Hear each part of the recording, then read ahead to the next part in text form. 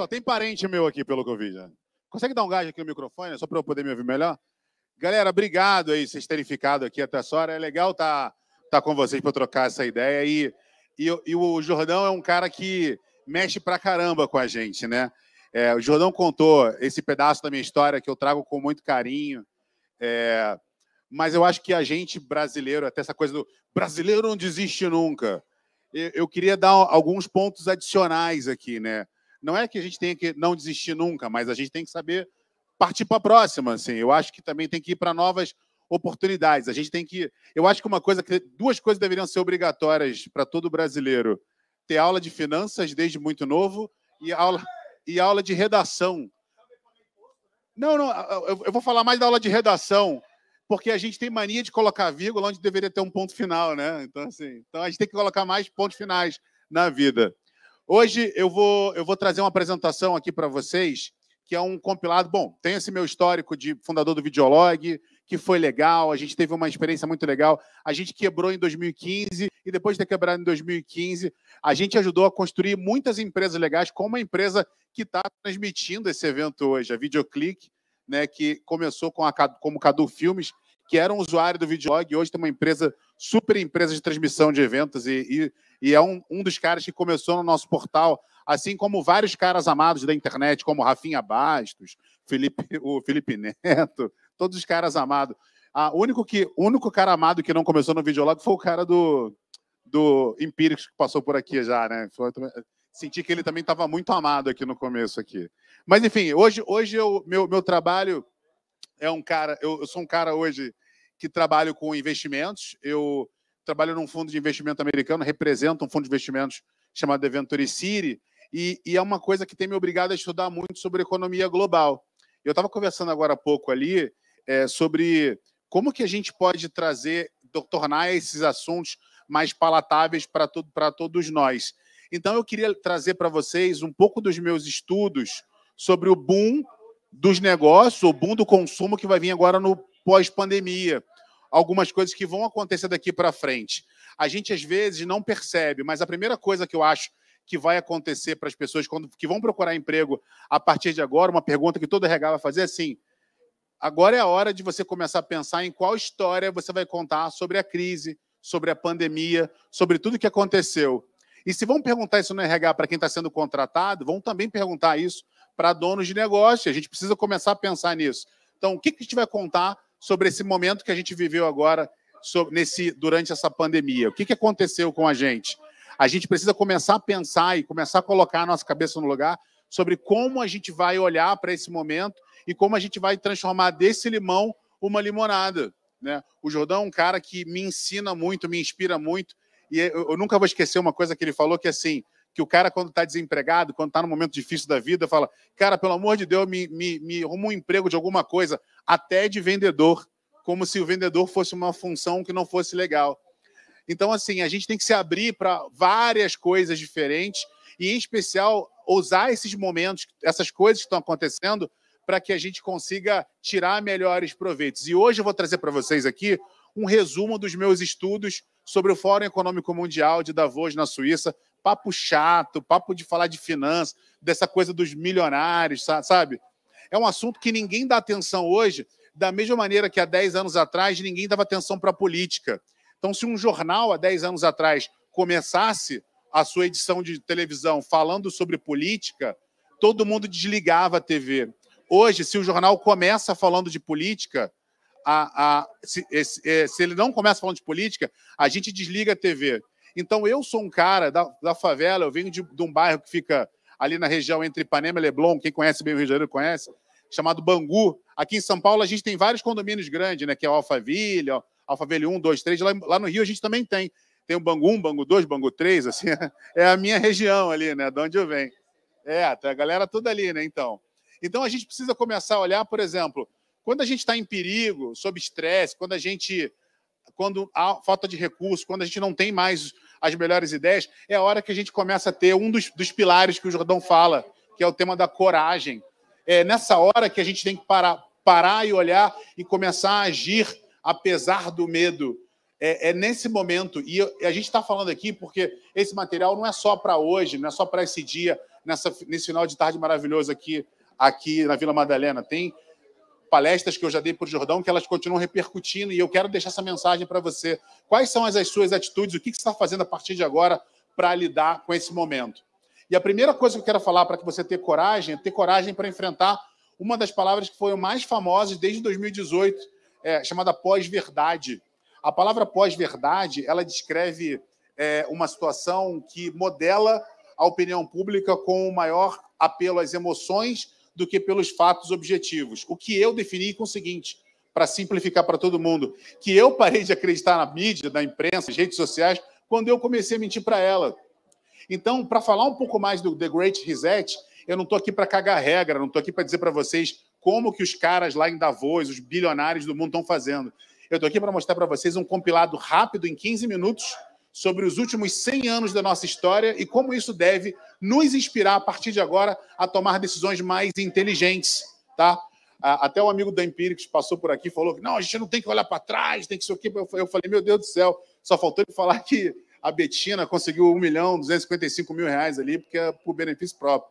Eu falei, meu Deus, fiquei pensando ali, mas vou deixar o amigo, tocou bem. Então, para mim, eu vou em cima, hoje eu sou eu estou estudando, estou cursando filosofia, e eu me deparei com Heródoto falando que pensar no passado é compreender o presente para que a gente possa idealizar o futuro. Então, em cima desse pensamento, eu falei, cara, o que já aconteceu no mundo para que a gente possa começar a se inspirar e entender o que está rolando? Então, eu entendi que, por exemplo, em 1918, no final da Primeira Grande Guerra Mundial, a gente teve a Grande Depressão por conta da gripe espanhola. Isso aconteceu, foi falado pra caramba aqui, né? A mídia falou muito sobre isso. Só que a gripe, a gente já sabe que a gripe não era espanhola, nasceu nos Estados Unidos. Mas o que aconteceu? Porque eu não vou falar da gripe espanhola, todo mundo sabe. Eu quero falar da putaria que foi o Rio de Janeiro em 1919, do Carnaval de 19.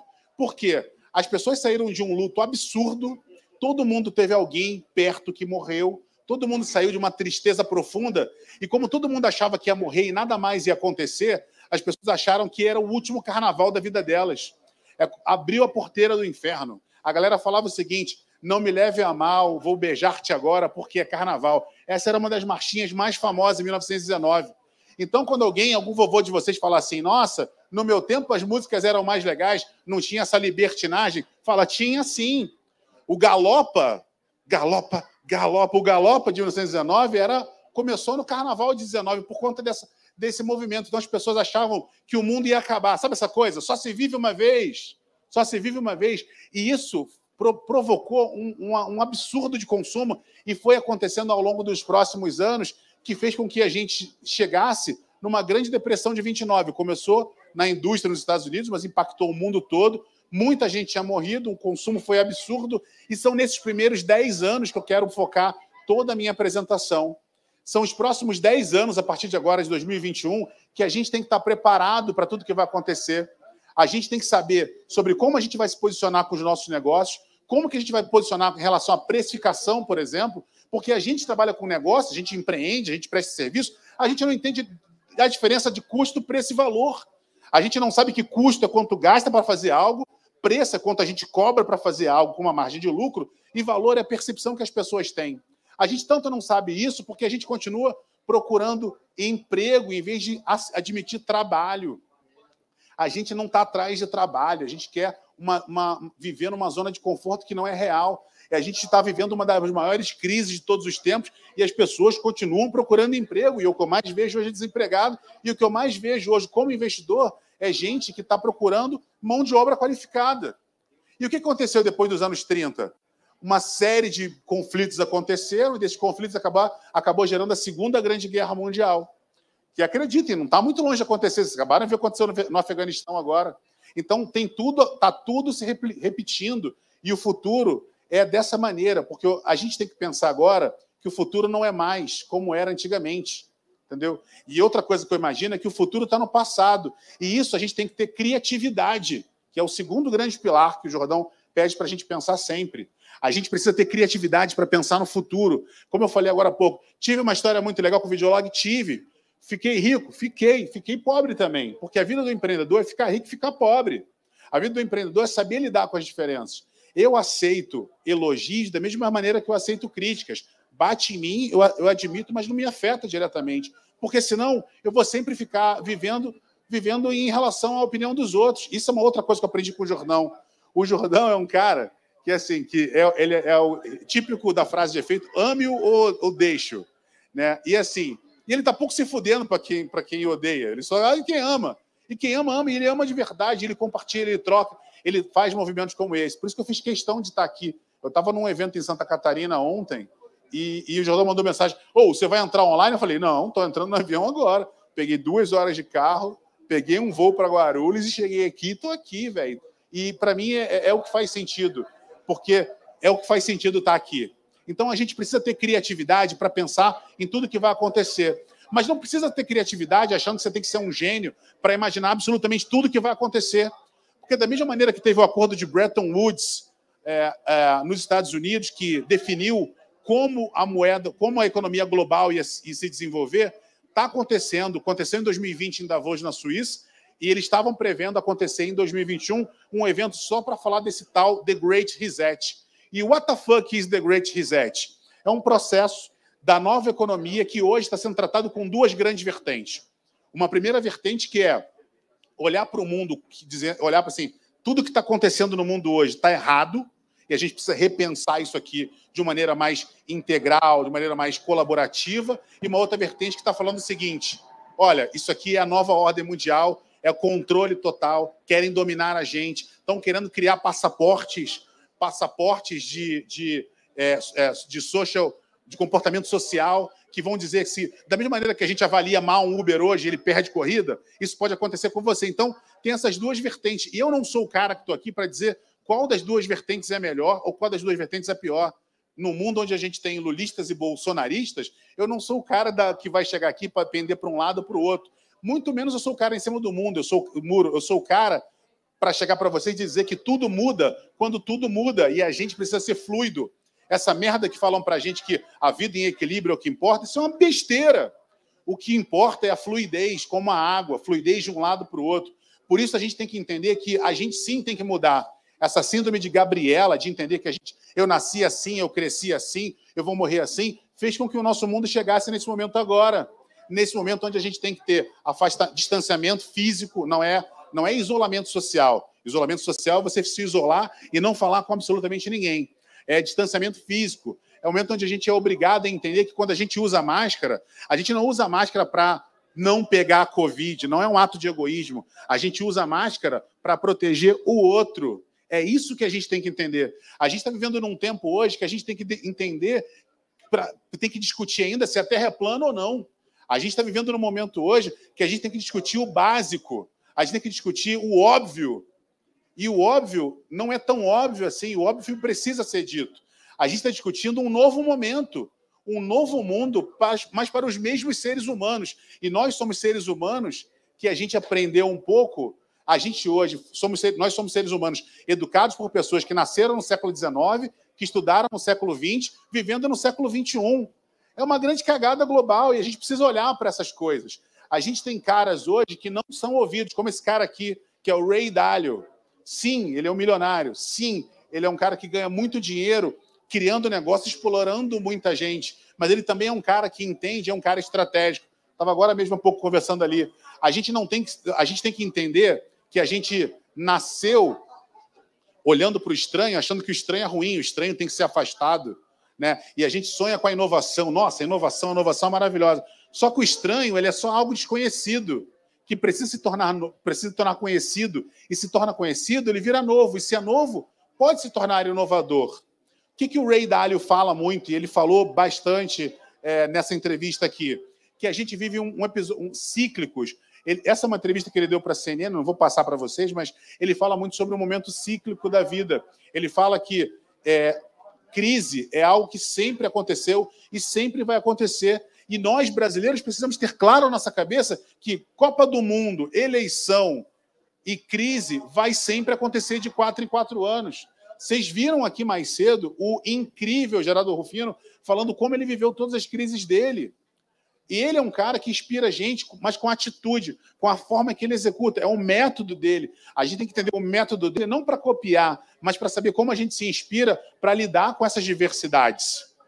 Eu digo isso porque, por exemplo, tem muita gente quebrada hoje, tem muita gente que perdeu tudo. Estava agora há pouco conversando com o Dani aqui. O Dani falou, pô, Mike, perdi 40% do meu faturamento nessa pandemia. Não é só você, os países estão assim. Existe um termo hoje em economia, em investimento, que a gente chama de unfunded liabilities, que significa dívidas impagáveis. Os países, o Japão tem quase 150% do seu PIB já comprometido. Então, a dívida ela é gigantesca. Mas por que a dívida é gigantesca? Porque o dinheiro não é mais real. A gente tem essa ilusão que, eu tenho dinheiro. A gente não tem dinheiro. Todo o dinheiro que a gente tem é o dinheiro que a gente, físico que a gente carrega. Porque o dinheiro ele já foi desmaterializado, ele já está digital.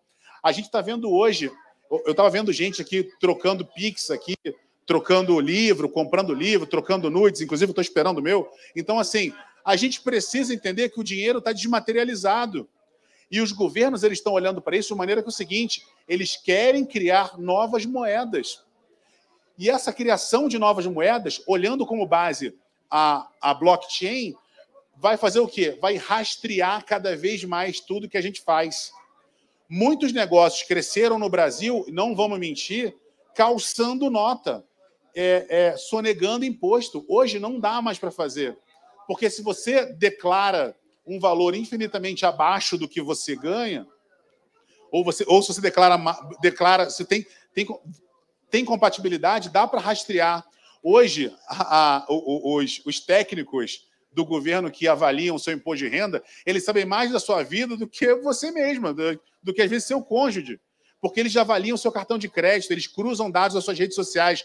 Então, a galera que fica ostentando nas redes sociais aí e declara isento no imposto de renda, está ferrado, vai cair na malha fina. Então, a gente tem que entender que, sim, os governos estão preparando, e o Brasil está se preparando para criar uma moeda digital. A gente não tem uma moeda digital hoje. O Pix ele tem base lastreado no que tem no seu banco, e o banco tem lastreado em cima do que o Banco Central tem. A gente vai criar uma nova moeda. E alguns experimentos já aconteceram. O Pix é um deles. A moeda que a gente deu agora no Bolsa Família é um outro deles. Então, a gente tem que olhar que a gente precisa estar preparado de diversas maneiras possíveis, olhando para tudo que há disponível hoje. De novo, eu não estou dizendo para vocês investirem em criptomoedas, não é isso. Eu estou dizendo para vocês que precisam entender como esse negócio funciona para que não venha um doidão passar a perna em vocês. Ou vocês acham que lá em Cabo Frio só tem praia e sol. Então, assim, a gente está aí a GS para provar para vocês. Mas eu estou aqui para falar essas coisas, para alertar que o The Great Reset ele tem uma agenda global, cheia de pautas, mas é uma agenda muito aberta, muito ampla, que não dá para definir exatamente qual caminho que eles vão, para qual caminho essa agenda vai. E justamente por conta disso, de ser uma agenda tão aberta, que dá margem para mais interpretações. Então, em vez de ficar dizendo para vocês aqui tudo que está no livro do The Great Reset, eu convido vocês a me adicionar nas redes sociais, eu disponibilizo o livro para vocês, eu disponibilizo a apresentação para vocês olharem, a gente está disponível para conversar com vocês, mas eu quero trazer uma coisa, que eu acho que esse é o nosso objetivo aqui, é trazer um aprendizado só para que a gente possa tirar melhores proveitos disso. E eu quero tirar um aprendizado do Ron Emanuel, que foi um cara que foi o chefe de estratégia do Obama nos Estados Unidos. Ele fala o seguinte, que a gente nunca deve desperdiçar uma crise grave. E o que eu quero dizer com isso, é o que ele fala, né? Que é uma oportunidade única de fazer coisas que você acha que não poderia fazer antes. Isso é que o Ron Emanuel fala. Por isso eu quero olhar para vocês para falar sobre um tema que a gente não fala hoje, que é ter as empresas B. Ter uma certificação B é um negócio mega complexo que não dá para explicar agora. Mas eu quero dizer para vocês que se vocês entenderem que isso existe e tornar uma certificação B como um norte estratégico da gestão, vai fazer com que vocês olhem para a empresa de vocês de uma maneira diferente. Porque quando vocês viram empresários, ninguém diz para você, olha, é isso, é aquilo outro, vai assim, vai assado. Ninguém explica essas coisas. Mas a base das empresas B, para mim, é uma coisa que, para mim, é o terceiro pilar que o Jordão fala muito, que é o pilar da generosidade. É o pilar onde a gente começa a entender que a gente precisa tomar atitude não para ser a maior empresa do mundo, mas sim para ser a maior empresa ou a melhor empresa para o mundo. Esse é o posicionamento. A gente já está começando a ouvir muita coisa sobre isso hoje, principalmente ouvindo sobre uma siglinha que é o ESG, que é a sigla para o inglês do Environment, Social e Government. Né? Então, meio ambiente, sociedade e governo. Só que não é só isso, não é só meio ambiente, e sim muito mais sociedade. A gente precisa melhorar a nossa sociedade, melhorar as nossas relações, entender que a gente precisa olhar nossas empresas para enfrentar os principais desafios sociais e ambientais, principalmente sociais e principalmente ambientais, olhando para tudo isso de maneira mais plural. Tem muita coisa que a gente tem que falar, mas para mim o The Great Reset foi uma chavinha de resetar absolutamente tudo que eu entendia sobre negócios, para entender que eu preciso voltar para a prancheta para repensar como o futuro vai acontecer. Só que, em vez de ficar só idealizando e sonhando o futuro, eu resolvi tomar atitudes agora. Porque lá no site do Fórum Econômico Mundial está escrito isso aqui, ó. Os bloqueios causados pela Covid-19 podem estar diminuindo gradualmente, mas a ansiedade sobre as perspectivas sociais e econômicas do mundo estão se intensificando. Há um bom motivo para preocupação, uma forte desaceleração econômica já começou e podemos, em breve, estar enfrentando a pior depressão desde os anos 30. Mas, embora esse resultado seja provável, ele não é inevitável. O que eu quero dizer para vocês? Essa é a hora da gente guardar, essa é a hora da gente cuidar, essa hora que a gente, enquanto sociedade, como humanidade, precisa entender que a gente precisa cultivar muito mais do que caçar. A gente fala hoje do paternalismo, onde os homens iam caçar, mas as mulheres criaram a agricultura. E se a gente sobreviveu até hoje, é graças a essa sociedade. Para fechar, o que eu quero trazer para vocês como aprendizado? Assim como o Jordão traz para vocês coragem, criatividade, generosidade, para mim, a forma que a gente tem de começar e dar um grande reset nos negócios é trazendo mais equidade, que são oportunidades, criar calços diferentes para pessoas diferentes, como eu, por exemplo. Estava há pouco conversando com o meu grande irmão Lucão, artista empreendedor, que a gente, como negro, a gente, como preto, a gente teve muito mais dificuldade para chegar aqui. Ou vocês acham que minha família de classe média, lá no Ipanema, pagou escola e eu aprendi inglês no high school nos Estados Unidos? Tive que me fuder aprendendo inglês, não vendo filme dublado, para poder lidar com um gringo. Se hoje eu gerencio uma carteira de alguns milhões de dólares para investir no Brasil, é porque eu tive que me dedicar muito para chegar lá. E eu tive pessoas que entenderam o que era equidade para me dar boas oportunidades para chegar aqui. E eu não conseguiria chegar aqui sem colaboração, que é uma outra das pautas do The Great Reset. Então, a colaboração faz com que a gente consiga entender todos os pilares desse grande movimento, como são os movimentos das empresas B. E um dos principais pilares das empresas B é o ESG, e a gente tem que olhar para isso, entender que isso existe. Você não precisa ser um especialista, mas entender que isso existe. Assim como o dólar. Tem gente que parece o Zeca Pagodinho, né? Nunca vi nem comi, mas só ouço falar. E, por último, inovação. Pensar que a gente tem que aprender e abraçar o estranho, transformar o estranho em conhecido. Entender que o estranho não é ruim. O estranho é só algo que é desconhecido, a gente precisa conhecer. Dessa maneira, a gente vai super se desenvolver e encontrar excelentes oportunidades. Uma boa palestra, uma palestra bonita, assim, de um palestrante profissional, ele tem que terminar com uma frase motivacional. E a que eu trouxe para vocês é essa aqui do Klaus Schwab, que é um outro bilionário americano, um cara, um pensador, que eu aprendi com ele o seguinte, que essa pandemia representa uma rara janela de oportunidade para que a gente possa refletir, reimaginar e, principalmente, resetar, recomeçar o nosso mundo. Eu sou o Mac, minha hashtag é #SegueOMac, meu site está aqui, muito grato, desculpa pelo avançado tempo aqui, meu mestre Jordão, espero que a gente possa manter essa conversa cada vez mais. Obrigado, gente.